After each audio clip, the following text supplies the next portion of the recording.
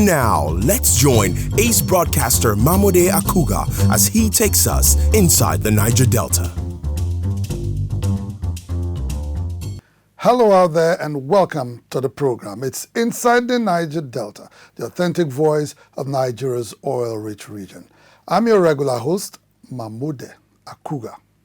In today's package, we bring you some of the interesting stories making the rounds in the Niger Delta, beginning with a reaction to the recent court judgment that Senator Doyediri was validly nominated by the People's Democratic Party, PDP, to contest the November 16, 2019 governorship election in Bayelsa State. Next on our lineup for today's package is the people's reaction to ongoing reforms in the Niger Delta Development Commission, NDDC. Moving on, we bring you an update on renewed efforts by the South-South governors to resuscitate a regional economic bloc known as the Braced Commission.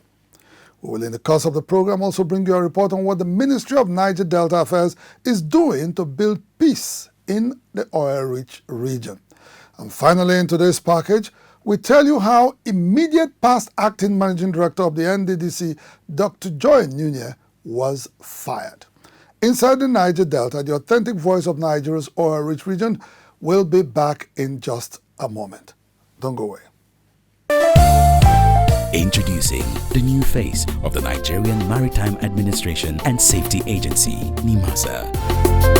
We are charting the direction for a maritime and regulating the industry for a better, bigger, and more economically stable Nigeria. Evolved to serve you better. We are NIMASA. New face, rejuvenated service. NIMASA, changing the tides in your favor. Glad to have you back on the program. It's Inside the Niger Delta, the authentic voice of Nigeria's oil-rich region. Lawmaker representing Sagbama Ikirimo Federal Constituency in the House of Representatives, Honorable Fred AGBEDI, has appealed to the top contender in the September 3 governorship primary election of the People's Democratic Party, PDP, in Bayelsa State, Chief Timi ALAIBE, not to proceed with any further legal action challenging the victory of Senator Doyediri as the party's flag bearer. Honorable AGBEDI made the appeal shortly after a federal high court sitting in Owerri upheld Senator Doyediri's election as lawful and valid. Correspondent Lovely Ofigo has more. In its judgment, the Federal High Court sitting in Owerri dismissed ALAIBE's suit for failing to prove that the PDP wrongfully nominated Senator Doyediri as its candidate for the November 16, 2019 governorship election in Bayelsa State. The court noted that the plaintiff's application was entertained because it was filed not later than 14 days after the September 3, 2019 governorship primary election of the PDP. It, however, maintained that the case was an internal affair of the PDP and that the plaintiff was incompetent to urge the party to conduct a fresh primary election. Judgment is inspirational, the judgment is sagacious, the judgment is righteous, and the judgment is scrupulous. This judgment, the judiciary has again given judicial imprimatur to the position of Senator Doyediri as the governor of Bayelsa State, as most recently confirmed, affirmed, and guaranteed by the Supreme Court of Nigeria. Also reacting to the judgment, Honorable Fred AGBEDI, who vied for the party's ticket to contest the governorship election in Bayelsa State, urged ALAIBE not to proceed on the case. For some of us, there is no victor, there is no vanquish. The only thing to say here is not only a party matter, it's a matter between brothers, and I'm part of that relationship.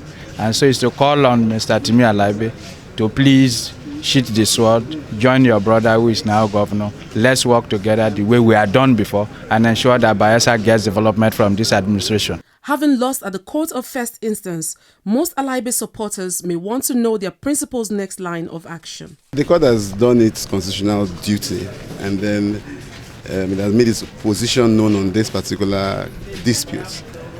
We would communicate same to our counsel who will decide on the next step to take. Then he will take the final decision. ALAIBE had prayed the court to invalidate Senator Diri's declaration as winner of the PDP governorship primary elections, which was allegedly conducted in violation of the party's constitution.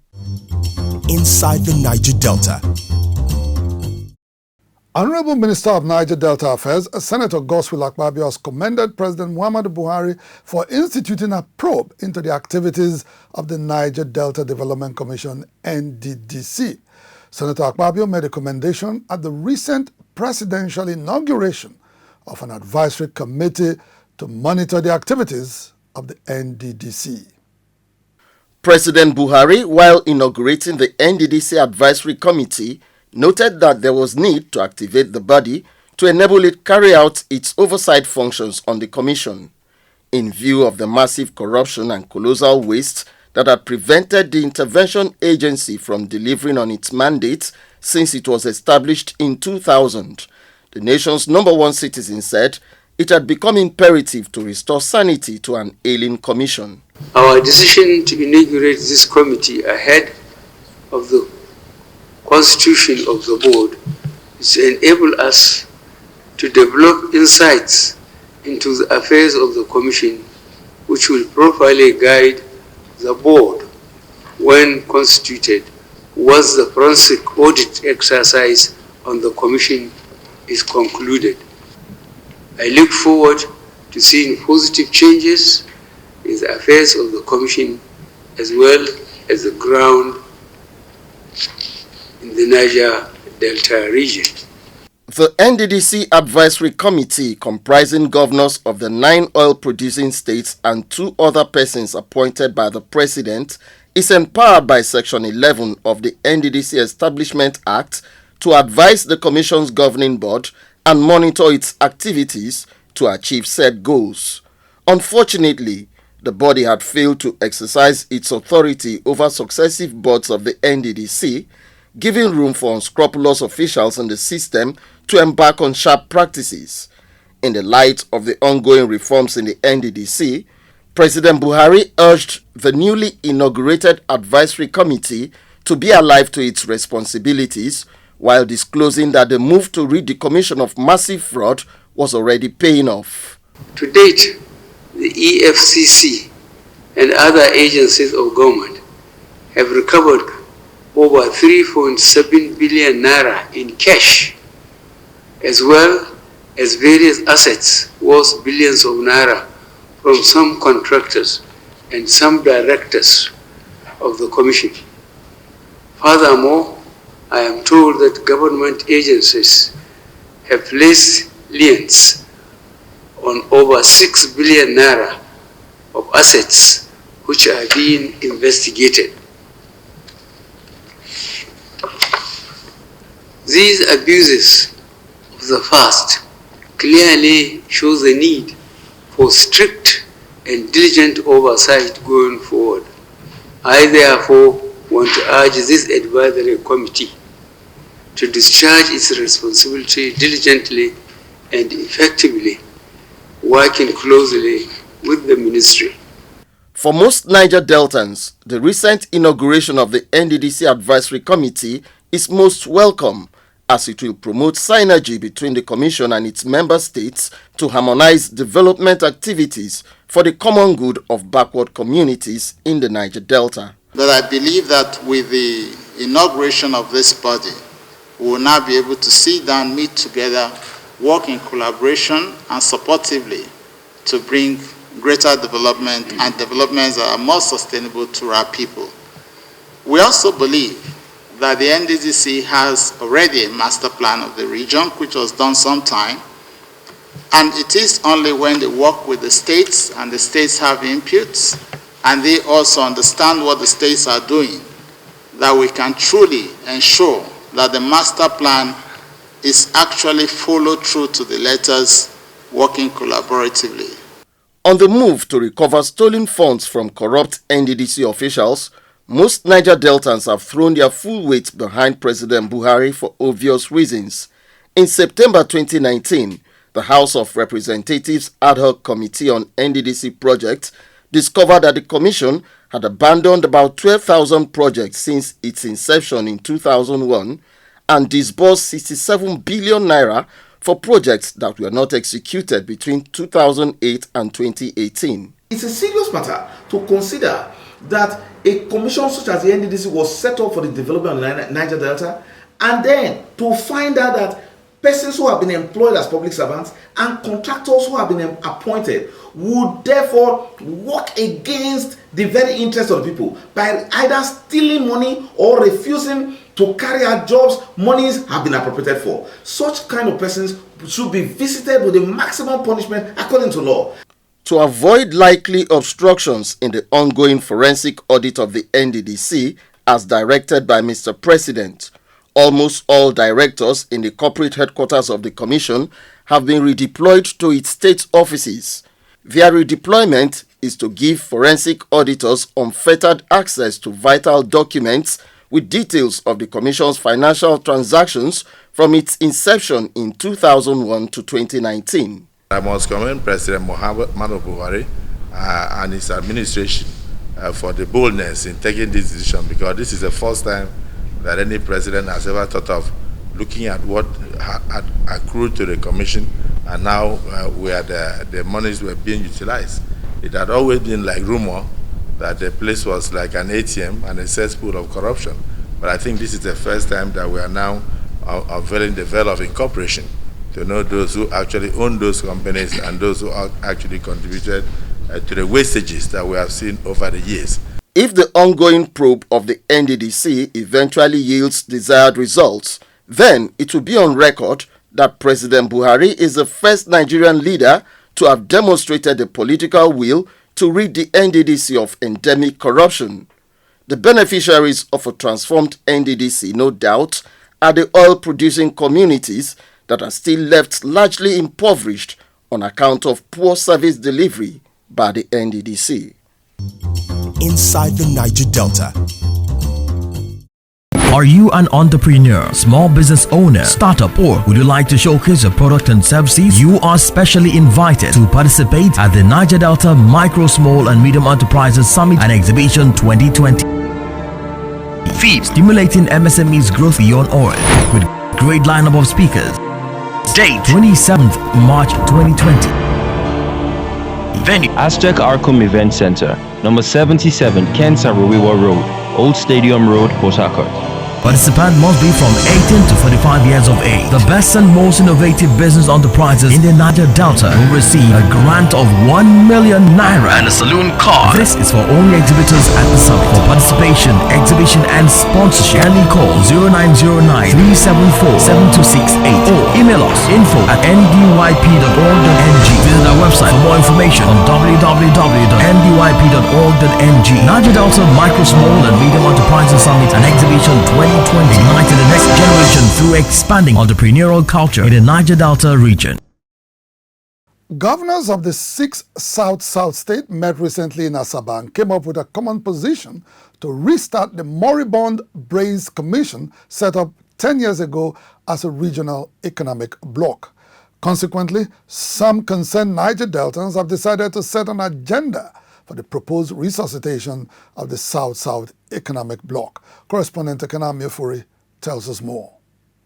Several years after the BUHARI'S Commission went into a state of coma, governors of the 6 South-South states met recently in Asaba, the Delta State capital, to deliberate on possible ways to resuscitate the moribund regional economic bloc.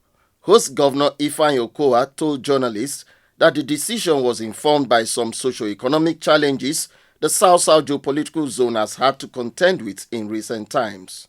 We have decided to restart the BUHARI'S Commission and to ensure that we provide the necessary logistics for them to function properly, because the BUHARI'S Commission, as established, is to help us look into issues of regional economy and the needs to develop our region collectively, instead of working as individual states. The BUHARI'S Commission, comprising BAYELSA, Rivers, Akwa Ibom, Cross River, Edo and Delta states, was formally set up as a regional economic bloc in October 2010.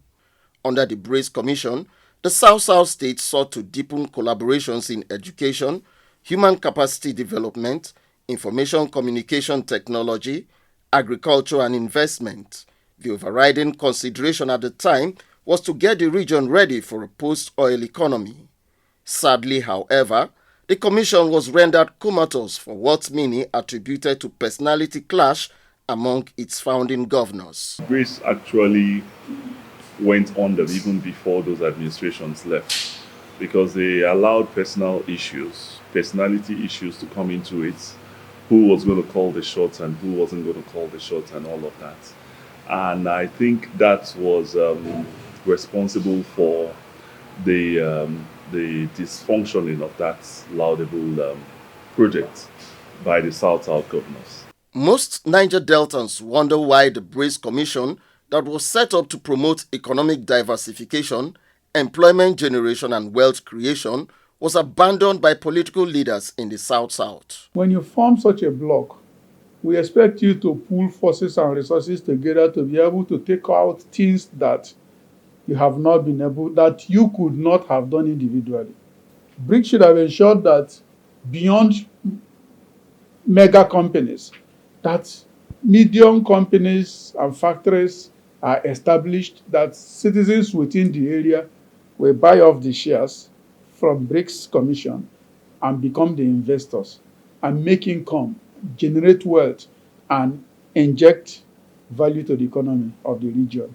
There's a lot that the region could actually attract when we do things collectively than when we decide to go about it individually.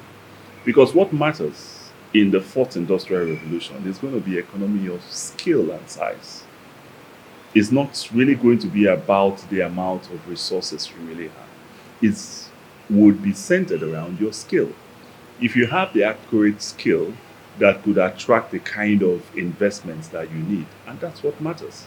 If they come together and they decide to come up with a seed capital to revamp breathing air back into that BUHARI'S Commission, I think that would be a good way to start it. In trying to revamp the BUHARI'S Commission, governors of the South-South states have been advised to look out for avoidable pitfalls that led to its collapse under the watch of their predecessors in office. They all have to speak with one voice and come together, think in one line, speak in one line and tackle whatever is facing the region head on. Governors of the 6 South-South states will in May this year meet in Port Harcourt, headquarters of the BUHARI'S Commission, to take further decisions on how to advance the region's economic integration. The move to revive the commission has generated positive reactions from across the region, as it is expected to offer the people a new deal in governance. Inside the Niger Delta. As part of efforts to create a peaceful ambience for development to thrive in the Niger Delta, the Ministry of Niger Delta Affairs has organized a one-day summit on peace building and conflict resolution in Akugha West local government area of ABIA State. Correspondent Chika Botize reports that top officials of the ministry used the opportunity to interact closely with the people on how to accelerate the pace of development in the Niger Delta. The Enlightenment Program was in place to build capacity for peace advocacy and effective security management in the Niger Delta. It was also in furtherance of the objective of the Niger Delta Ministry to create a peaceful atmosphere conducive for meaningful development in Nigeria's oil-rich region. The essence of our gathering here is to brainstorm and engage in strategic dialogue in order to harmonize the activities of various stakeholders and with a goal to sustain the prevalent serenity in the state. Although the establishment and implementation of a presidential amnesty program has addressed insurgency in the Niger Delta, the region is still rife with tension, no thanks to the activities of oil thieves and sea pirates operating in the region.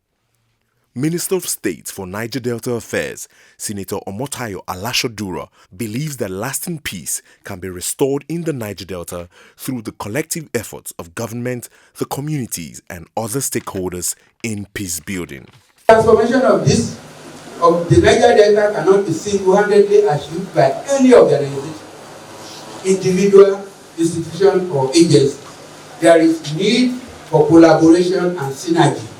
And to this end, the ministry will implement programs to harmonize the existing Niger Delta action plan of the ministry and the Niger Delta mandate of the Niger Delta Development Commission, NDDC, into a single development agenda through a process that will ensure robust participation of our people as a priority area in year 2020. Senator Alasha Dura commended communities in Ukwa West local government area who, despite their oil-producing status, have remained peaceful over the years. I'm very delighted to note that the people of ABIA State have opted to toe the line of peace in all they are doing.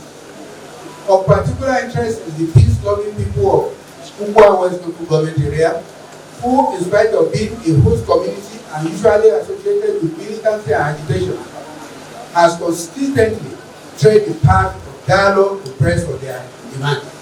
The just concluded peace building and conflict management program in Ukwa West local government area of Abia State is a deliberate policy of the Ministry of Niger Delta Affairs to engage oil-producing communities across the 9 states of the Niger Delta region. Inside the Niger Delta. President Muhammadu Buhari last month sacked Dr. Joy NUNIEH as acting managing director of the Niger Delta Development Commission, NDDC, as part of ongoing efforts to restructure the commission. Contrary to the belief in some quarters that Dr. NUNIEH was unjustly removed from office, correspondent Chika Abudozie reports that failure to enroll in the compulsory National Youth Service NYSC scheme was responsible for her sack. In October 2019, Gbene Dr. Joy NUNIEH resumed at the corporate headquarters of the NDDC in the capacity of acting managing director. She was appointed alongside Dr. Cairo Ujugbo, acting executive director, projects, and Mr. Ibanga Etang, acting executive director, finance and administration. All members of an interim management committee put in place to supervise a forensic audit of the NDDC. Dr. NUNIEH exuded confidence and appeared determined to carry out her assignment diligently. The Queen Esther of Ogoniland, as she prides herself, left no one in doubt that she was out to spar with anyone who dared to cross her path in the course of discharging the all-important task entrusted to her by President Buhari.